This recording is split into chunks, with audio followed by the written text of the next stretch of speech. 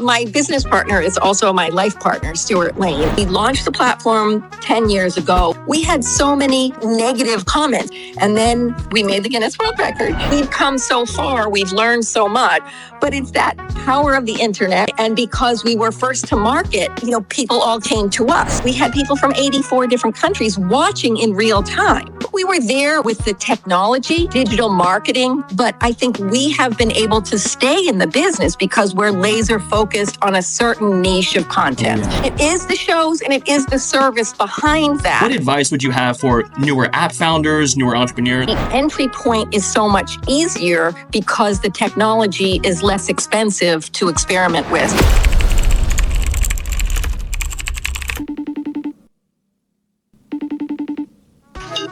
Hey, are you three-time Tony winner, world record holder, founder and CEO of BroadwayHD, Bonnie Comley? That would be me. Hey, how are you? I'm excellent. So, reason for calling, I woke up last night in a cold sweat realizing I still haven't seen Hamilton on Broadway. So I reached for my phone, I grabbed it and just started searching for flights to New York City. But then I realized there has to be an app for this. And sure enough, Bonnie, if I can switch my camera around, there was. And so I figured after researching you and looking you up, I might as well just call you directly and ask, what is BroadwayHD? BroadwayHD is a streaming service, a subscription streaming service. And if you have a chance to go and see Hamilton in person, I would say then go there, because that's always, as you can hear the airplane overhead. Sorry. So they're on their way to New York to see Hamilton. Jealous. But I would always recommend going and seeing a show in person if you have that option. And Broadway is a way for people that are theater fans to stay in touch with this art form that we love so that they can stream shows 24/7. And for people that have never been and will never get to New York City or Broadway theater, it's a way for them to experience the magic of Broadway. So the first option is always go there. Watching a sports game, if you can go in person, go in person. This is another way to engage with the art form. You can't beat seeing in person. That is noted on my end. We don't actually have Hamilton at this moment. That's on Disney. Doesn't have to be Hamilton. No, full disclosure, full transparency on that one. I don't have Hamilton. I'll go over. I plug Buzz.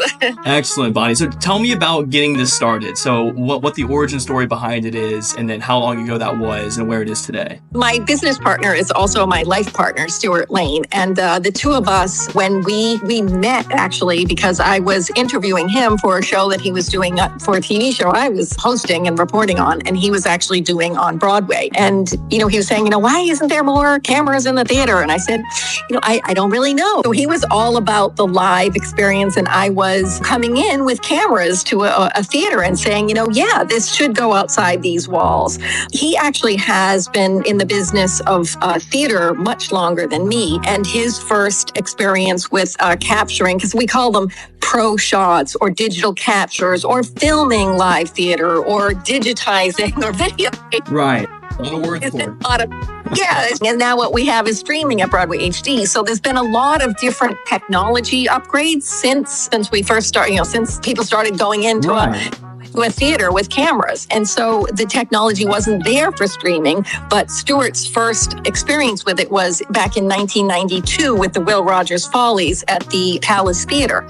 And Japan Satellite Broadcast came in as one of the producers of the live stage piece, and they wanted to do a pay-per-view in Japan at that time. And that was sort of the start of it. And then since then, when Stuart and I together about 30 years ago, anytime there was an opportunity for us to bring cameras into a theater to bring that full show, the full-length show, to an audience, we always said, yes, let's do that. And we did them as sort of like little indie movies at the time. So they were one at a time.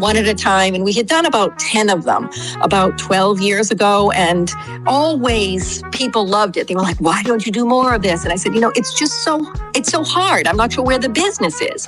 And then as streaming started to come to the front, we we said, you know what? I think that's where the business is. And so what we started to do was we had 10 shows and we went out to colleagues and organizations that also had put theater onto some sort of film, video, digitized it, and said we were trying to aggregate all this content into one place. And that was, I said, about 12 years ago. And then we built the BroadwayHD, BroadwayHD.com platform and launched it just about 10 years ago. At that time, we had subscription base, but we were also live streaming. So we made the Guinness World Record with a live stream of She Loves Me from with a Roundabout Theater Company. Which, that was my next question about the Guinness Book of World Records. What was that moment like? That's just so, that's like a goal of mine. Like I would love to win that world record. I think the experience itself, because we were live streaming a Broadway show while it was still running. So there was so much to worry about of like satellite uplinks and buffering for subscribers and people forgetting their password, like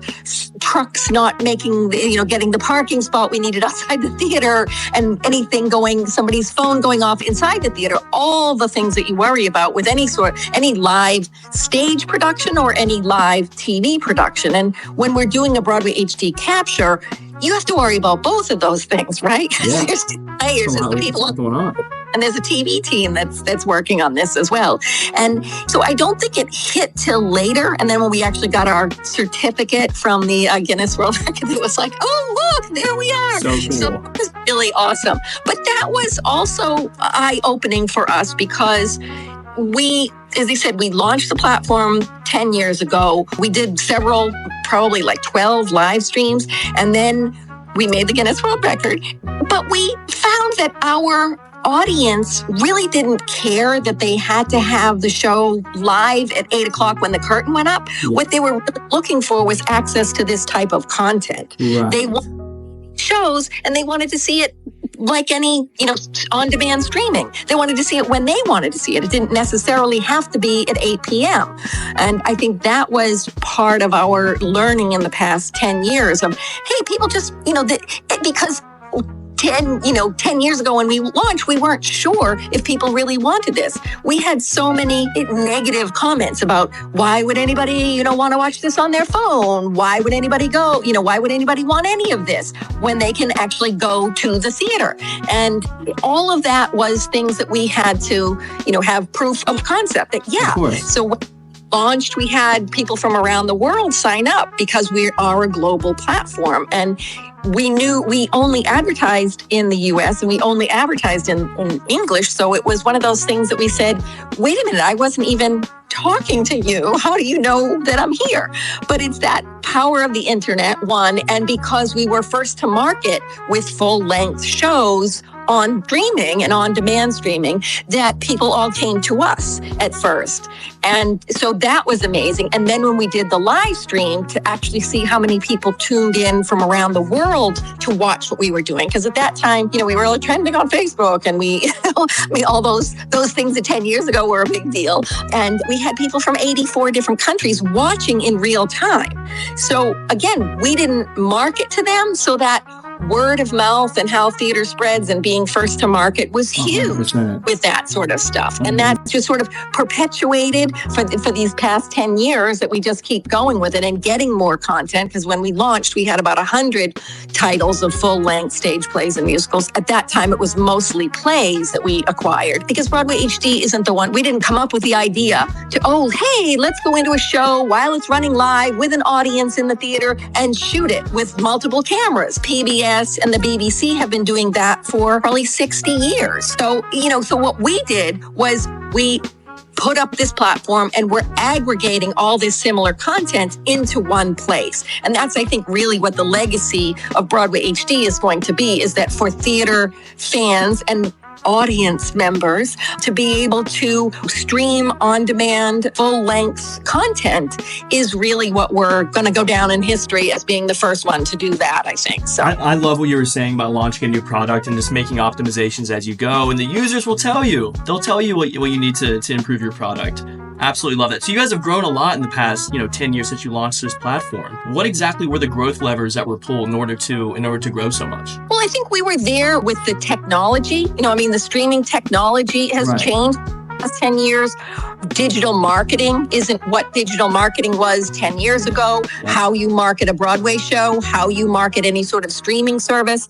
And since the pandemic, we've seen so many other big, huge legacy TV and broadcast and cable stations, companies, whatever you want to call them, channels, all jump into the streaming market, some of them more successfully than others. We've seen other companies that ramped up with billions of dollars and are gone already. And a lot of that is we're seeing the consolidation or the actual elimination of a lot of these streaming companies, which is just what and cable cutting, everybody's cable cutting, which I still think is part of what we see going on there. But I think we have been able to stay in the business because we're laser focused on a certain niche of content. Oh, yeah. While other streaming services sort of popped up, they're like, hey, we'll do the middle school, play so that the grandparents can watch it at home, which, yay, yes, do more of that. But that's not what we do at Broadway HD. At Broadway, we have full-length stage plays and musicals that are Broadway caliber or Broadway shows from inside the Broadway theater, or they're Broadway talent that just happens to be at another theater other than a Broadway venue. And I think that in doubling down over the 10 years, that's the content that we have. We don't have the middle school production of something. We aren't doing amateur productions of something. We aren't doing how-tos. We're really not doing a behind-the-scenes thing. Let's meet the cast and, what shows are coming to town now. Because what we have is the full-length capture of these shows in a Broadway theater while they were running. 100%. Such a historic show that's been around forever and isn't going anywhere, right? And so, are people continuing to find you guys organically? Are you guys running paid promotions? How do you guys continue to bring in new users, or do they just find you guys themselves? I think a lot of it, one of our big things is gifts. So people will gift for Mother's Day. Hey, for Mother's Day, you should get your mother a subscription for Mother's Day. But it's, it's Mother's Day, it's graduate, it's holiday, it's Christmas, it's Hanukkah, it's birthdays. Those things are huge now because theater has notoriously been something that is a word of mouth business. So it just sort of and it has been because it's always has been considered in the high art and culture sort of entertainment sphere, which means that this entertainment for years, so whether it was Broadway or opera or dance or philharmonic or orchestras, which fall in that high art and culture category, are stuff that was really created for people of a certain level of societal status and of income, right? Because they had to have the money to buy the tickets to go to these shows. 2, they had to have the time to be able to take 2 hours off to go see a Broadway show or the Philharmonic. And another thing is that they usually had to have some sort of an education that would guide them especially with opera, that's something in a different language before we had all these the captioning that we have in theaters now. So those kind of things always lent itself to a certain, I'll say, class, a society of people, and then they would pass that art form of patronizing that art form down generation to generation, and that's been that way for hundreds of years. Yeah. And recently, that we've been trying to say, hey, this isn't just for fancy folks. Broadway has something for everybody, and I think that Broadway HD is doing exactly that. It's serving the people that always go to Broadway. And so those people that do go to see Hamilton, that are seeing, Lion King for the 4th time because they're bringing all the kids and the grandchildren and all that, it's for all of those people to see shows that they might have missed, or to see shows that they want to see again that we have, or to watch that show and now share it with another generation in your living room on your big screen TV on Broadway HD. So it's that kind of thing of passing it on, and that is now we're opening that up because in the U.S., we still we have 350 million people, but only like 15% of them go to see shows on a regular basis. Every once in a while, we'll see a show that pops into pop culture because leaving that high art and culture sort of category and going into mainstream pop culture. So those ones, and we can all name them because we've all heard of those shows. Yeah. So it's Hamilton, it's Lion King, it's Wicked, it's Shrek. It's all these shows that we've heard of before. And so there's less marketing lift involved in that when people are familiar with the brand name, if you will. The brand and the product. And one might think the product is the platform, but really it's the shows. It is the shows.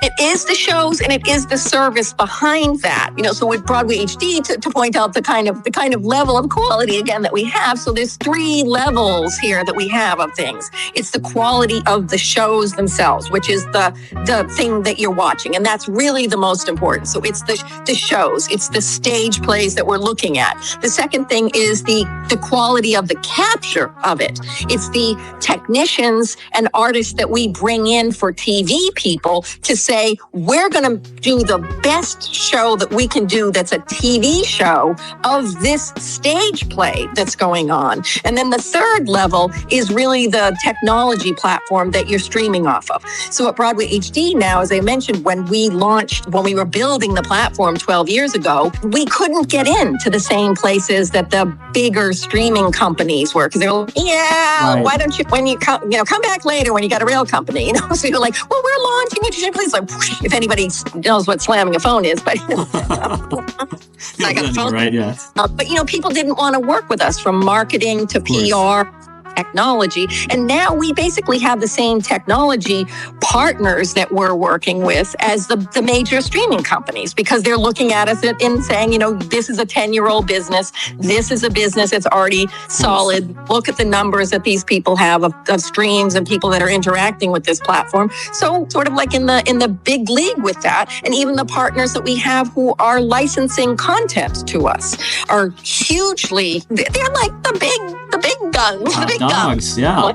But yes, so we've come so far, we've learned so much, and and we will continue to maintain the highest level of shows that we acquire and that we curate on our platform, the TV directors and TV teams that come in to actually capture these shows. We're looking for people the TV folks have to be passionate about theater, and they have to be passionate about preserving the integrity of the that they saw in the theater, because it's very easy with cameras to change the perspective, to change the integrity of what that show is. If you want to cut it off early or anything. Way. Absolutely. That's not anything that would be near acceptable. So all of that has to be there. So it's exciting. And the more subscribers come in, and then they're recommending us to other people. So it's really exciting. Bonnie, you had mentioned that you've come so far, you've learned so much, you're still continuing to improve the product each and every day, both on the technical side and the people side of things. I want to ask, just based on all this experience and all the success that you've had, what advice would you have for newer app founders, newer entrepreneurs, or anyone in the, let's say, entertainment industry as well? I think, if you want to do it, if you build it, they will come kind of thing. I think there's a certain piece to that. But I think if you're building apps, if you're trying to be someone who's more entrepreneurial, you have to be ready for the roller coaster of ups and downs with all of that. That people are going to say no, they don't trust you with their no, we're not going to license this content to you. No, we're not. And as far as building the app, same thing. But the entry point is so much easier because the technology is less expensive to experiment with than when we launched. We were building this platform 12 years to putting it together. Everything had to be really sort of bespoke. It's almost not quite like write that HTML language to it. But now it's the same as building a website. If you tried to build your own website 12 years ago, it was different than now. You can just go on Weebly or something and just, this is the domain. And I can just start loading pictures in. I mean, it's not quite that for anybody building an app, but there are designers, and AI is out there to support, actually sort of help people with some of this that wasn't there just a couple of years ago. So all of that is different. And it is, I think, whether it's apps or whether it's starting your own business, I think in so many ways, it's easier if you work for somebody else sometimes, because you can go who works 9 to 5 anymore, but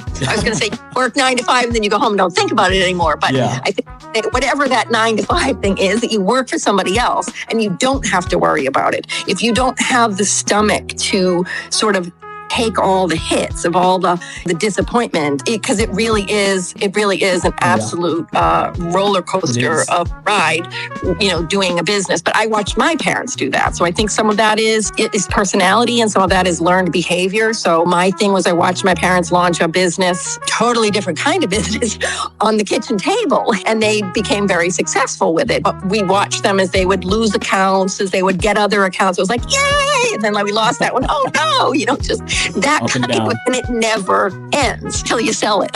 Till you sell it, Till you hand it off, the keys to somebody else. Whatever that looks like. Their problem. It's really exciting, but it's something to think about. And I don't think the more risk involved, the more reward is involved somewhere there. Usually, the more risk that's involved, the more sleepless nights that you'll have. It's the name of the game. Love it. Well, Bonnie, so for those interested in experiencing Broadway from their living rooms, where can they keep up or watch these performances online from their living rooms? BroadwayHD.com, like high definition. BroadwayHD.com. And they can also download the mobile app, correct? Yes. Yep. Yeah, you can just go online. Perfect. Right there, Broadway HD. And where can they keep up with you, Bonnie? I'm pretty active on LinkedIn because I'm the person that talks about the intersection of technology and live performance. So that's space if you're not interested in that. I also post happy stuff when I see other people doing well once in a while. Some other business that's adjacent to me. That's kind of my thing all the time. And Broadway HD we're on Instagram, we're on Facebook, we're everywhere. So that's a way to keep Broadway HD. Perfect. Thanks. Well, Bonnie, thank you so much for the FaceTime today. Looking forward to getting my ticket up to New York, but in the meantime, I'll be able to leverage Broadway HD. So thank you so much and hope to talk to you soon. Great. I thank you. Take care. Thanks so much.